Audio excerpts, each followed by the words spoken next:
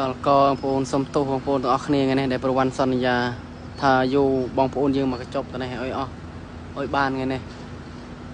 តែឥឡូវម៉ោងពីព្រឹកដល់ម៉ោង 7:06 ខែ 4 ថ្ងៃទី 1 បងប្អូនមើលមិនខោប្រវត្តិមកចាំឡើង2បងប្អូនមើលគេអត់ឲ្យធ្វើសោះណាដោយសារតែគេថ្ងៃនេះយកបានមួយបងប្អូននៅខាងលើដែលប្រវត្តិថតឲ្យបងប្អូនមើលលេងថាកណាត់សនឹងគេយកបានមួយបងប្អូនណាហ្នឹងហើយតែប្រវត្តិបានទៅនេះគេទេប្រអីគេហាមគេសុំណាហ្នឹងហើយប្រវត្តិសោកស្ដាយសុំទោសបងប្អូនទាំងអស់គ្នាផងអូគួយចាំគេឲ្យតែគេសាំងធ្វើប្រវត្តិនឹងចាប់ផ្ដើមរើប្រយទៅនេះហើយដល់ថ្ងៃណាបានរួចទេបងប្អូនមើលទៅអញ្ចេះ